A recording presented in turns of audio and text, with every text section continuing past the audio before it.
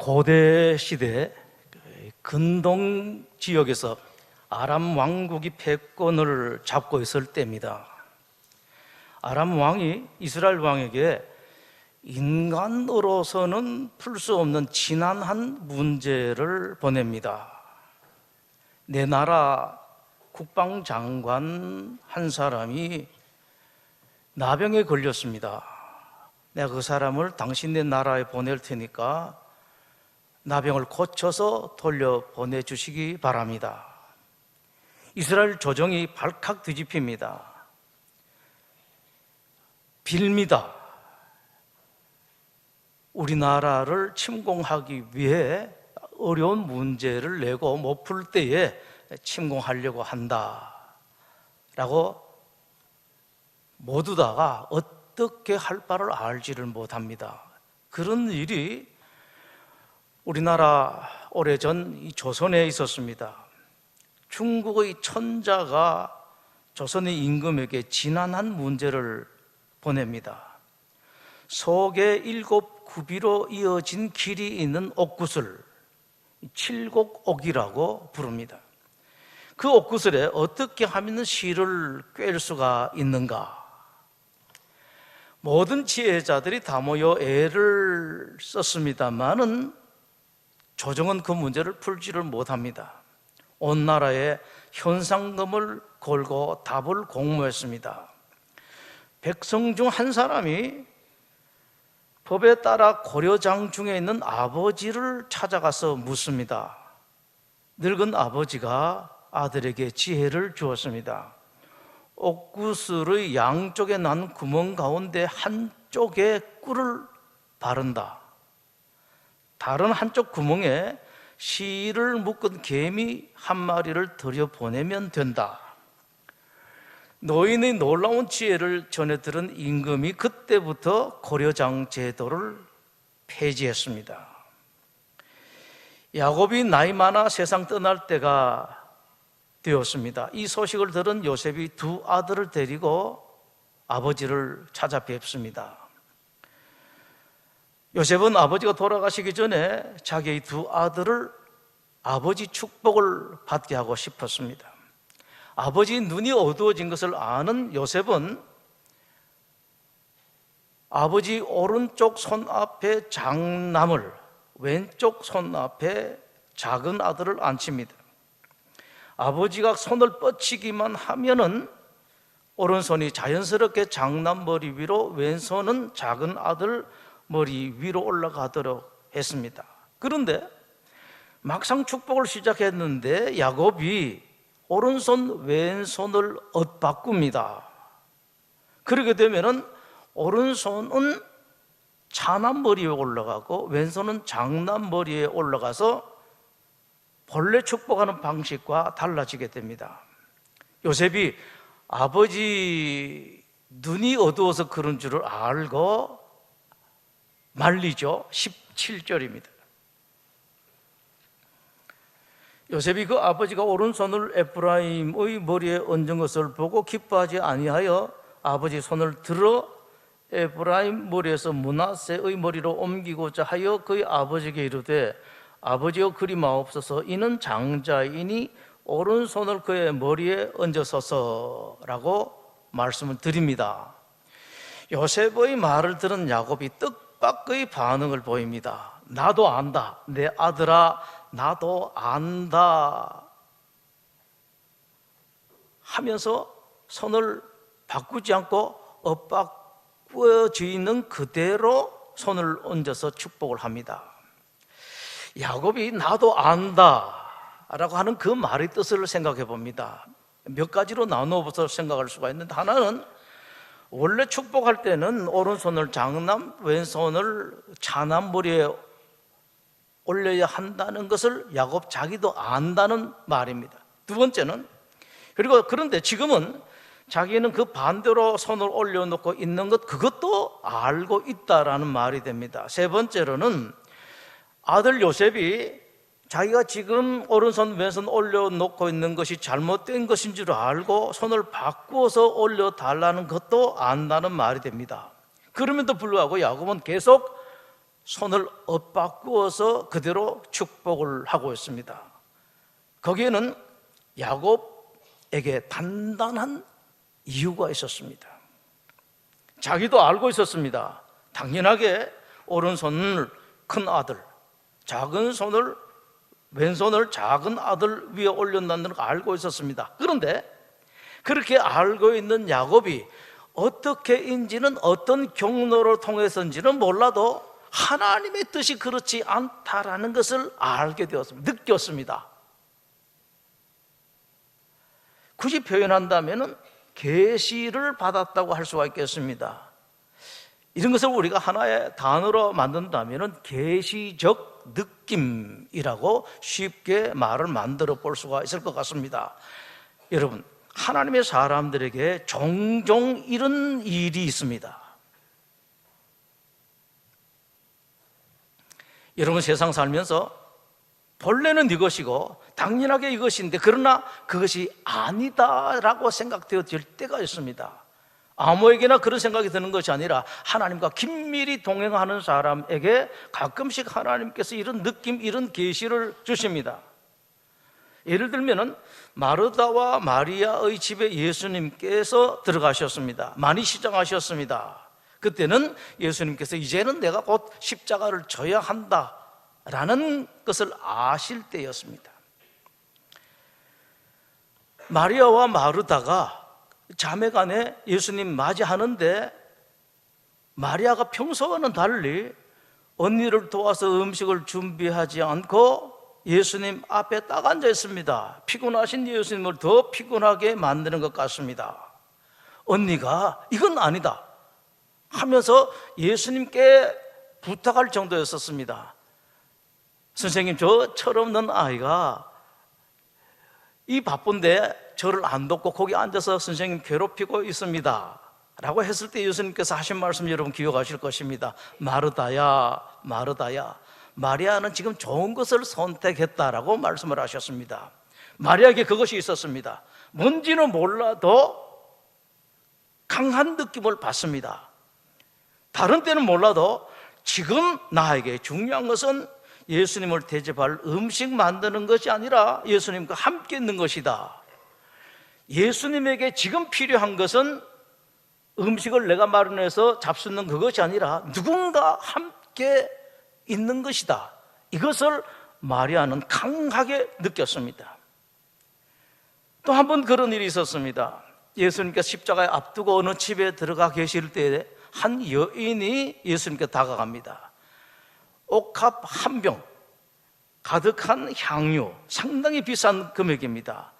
그것을 예수님께 다 부어드렸습니다. 옆에 있던 사람들이 깜짝 놀라죠. 저런 돈이라면은 불쌍하고 어려운 사람들을 많이 도울 수가 있을 것인데 저렇게 하는 것은 아니다, 책망을 했을 때에 예수님께서 도리어 말씀하신 바가 있습니다.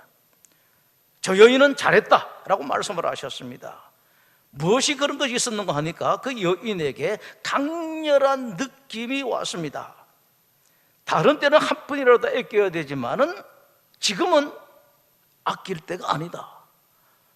예수님 위해서 뭐든지 해야 할 그럴 때다라는 강렬한 느낌을 받았습니다. 여러분들이 세상 살면서 때로 늘 살아온, 이건 당연하게 이런 것이다, 저건 저렇게 해야 하는 것이다, 이것이 틀림없다라고 확신할 때가 있겠습니다만은 아십시오, 항상 그런 것은 아니다라는 겁니다. 그것이 꼭 맞는 것도 아니고 자주 틀릴 때가 있다라는 것을 여러분들 아셔야 됩니다. 그래서 하나님의 사람들에게 필요한 것은 순간순간마다 이것이 하나님의 뜻인가 아니면은 세상 사람들이 늘 하던 것, 내가 생각하는 것인가 생각을 해봐야 됩니다. 파란만장한 인생을 통해서 야곱이 배우고 알게 되었고 깨달은 것이 이것입니다. 그런 것이 아니더라.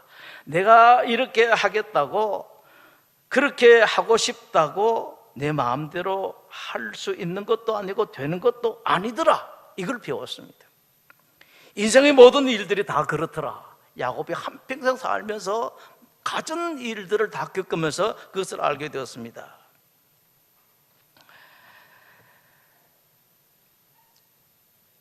내가 무엇을 얻는 것, 내가 무엇을 소유하는 것, 내가 무엇을 누리는 것, 심지어 사랑하는 것까지도 또 지금 내 오른손을 누구에게 올리는가 하는 것까지도 내 마음대로 하는 것이 아니더라 라는 것을 야곱이 지금 알고 그렇게 했습니다.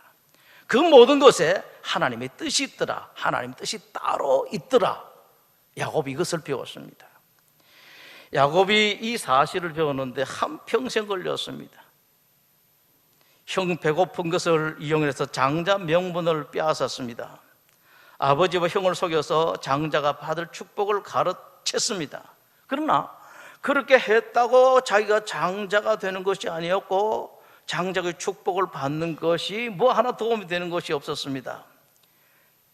그것을 확실하게 보여주는 것이 그로부터 20년 뒤에 야곱이 에서 자기 형을 만났을 때 광경입니다. 정확하게 그것을 말씀을 하고 있습니다. 자, 20년 만에 야곱이 자기 형 에서를 만납니다. 저 멀리서 형이 오고 있는데 자기는 옛날에 장자의 명분을 받았으면 자기가 형이에요.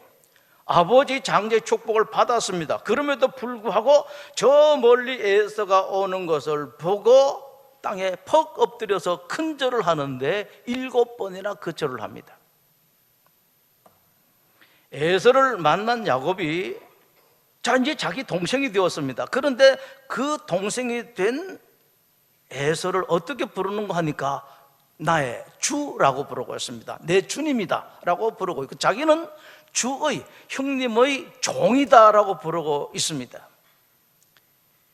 원수까지 되면서 야곱이 장자의 명분을 얻고 장자의 축복을 받았습니다만은 끝까지 여러분 누가 형이고 누가 동생입니까? 끝까지 에서가 형이고 자기는 끝까지 동생이었습니다. 더구나 에서를 만난 야곱이 에서에게 한 말을 들어보면 더욱 그렇습니다. 에서를 만난 야곱이 이렇게 말합니다. 형님 정말로 오래간만에 뵙습니다. 20년 만에 형님의 얼굴을 뵙습니다. 제가 이렇게 오랜만에 형님의 얼굴을 뵈니 꼭 하나님의 얼굴을 뵙는 것 같습니다 라고 말합니다. 시반을 풍비박산 내면서 장자의 명분을 빼앗고 장자의 축복을 받은 결과가 아무것도 없었습니다. 라헬을 아내로 얻기만 하면은 행복할 것 같았습니다. 머슴살이를 14년간 했습니다. 기쁜 마음으로 했습니다. 성경 표현에 의하면은 7년을 수일처럼 머슴살이를 했습니다. 그걸 14년이나 했습니다. 기가 막힌 재주로 외삼촌의 수많은 재산을 자기 것으로 돌렸습니다. 기어이 얻었습니다. 재주 부려서 아내도 얻고 외삼촌의 재산도 가로챘습니다. 그러나 기어이 그렇게 이루었다고 그것이 행복이 아니었습니다. 자기에게 돌아온 것이 없었습니다. 눈물만 쓰라린 가슴만 돌아왔습니다. 그렇게 사랑하던 아내 라헬, 그렇게 사랑하던 12아들 중에서 11번째 아들 요셉, 특별히 다른 아내들보다도 그 라헬을 더 사랑했고 다른 자식들보다도 요셉을 더 사랑했습니다. 더 사랑하고 싶었습니다. 더 사랑을 줄 수 있으면 뭐든지 주고 싶었습니다. 오래오래 사랑하고 싶었습니다. 마음대로 되질 않았습니다. 그렇게 사랑하는 아내 중에서 라헬을 제일 먼저 잃어버렸습니다. 그렇게 사랑하는 12아들 중에서 한 아들 요셉을 또 잃어버렸습니다. 마음대로 할 수 있는 것이 아니었었습니다. 인생의 모든 일들이 그렇습니다, 여러분.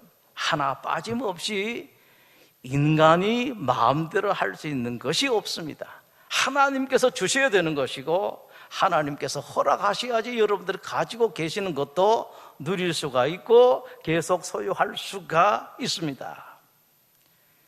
내 인생이라고 내 마음대로 할 수 있는 것이 아닙니다. 내 소유라고 내 마음대로 할 수 있는 것 천만의 말씀입니다. 아닙니다.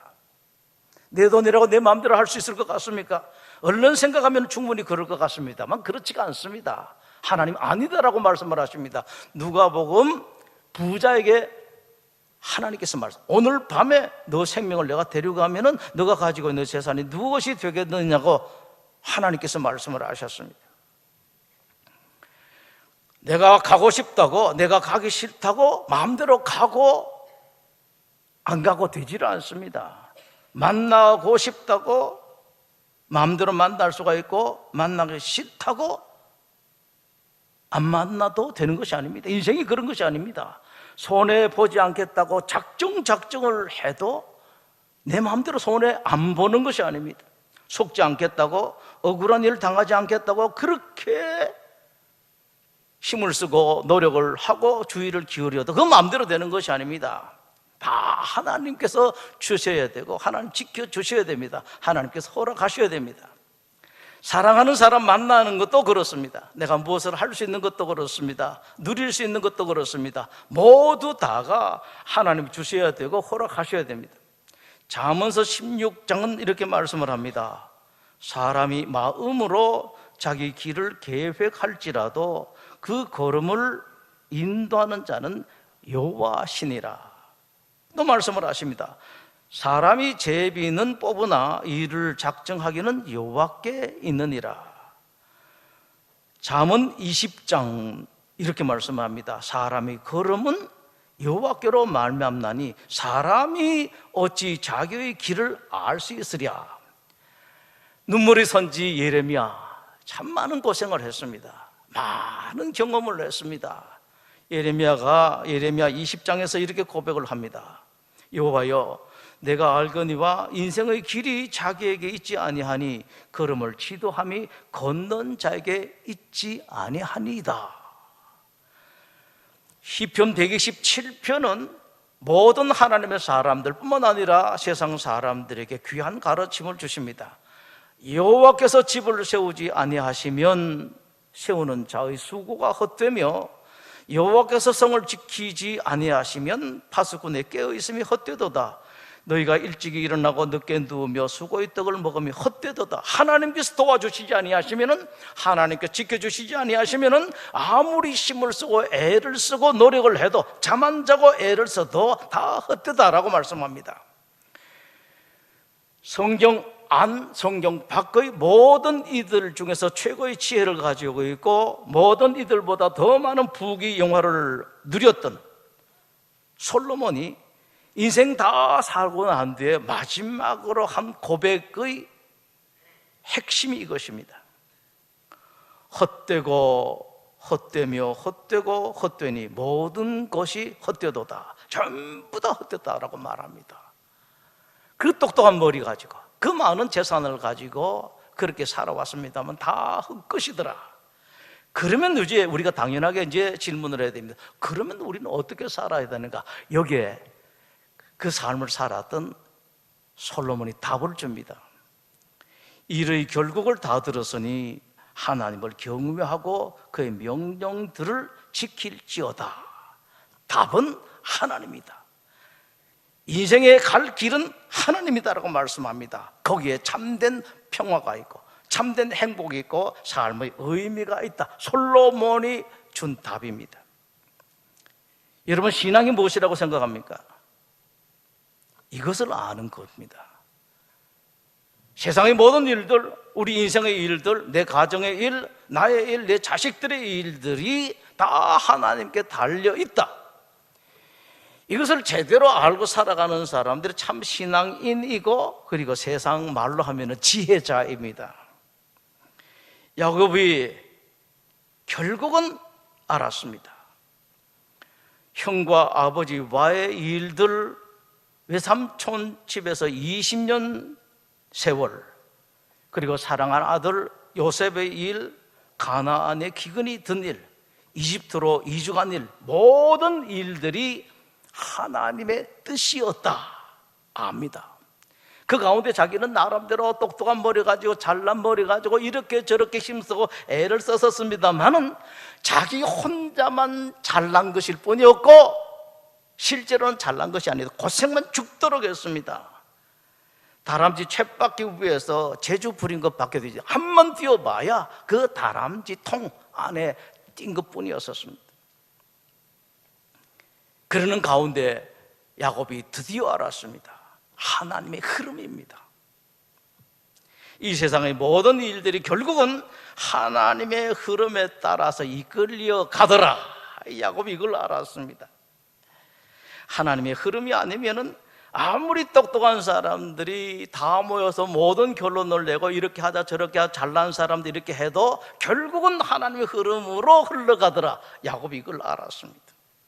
이렇게 하자 저렇게 하고 돈을 쓰고 힘을 쓰고 애를 쓰고 해봐야 다 할 것이고 그 흐름으로 쭉 모든 이들이 다 끌려가더라.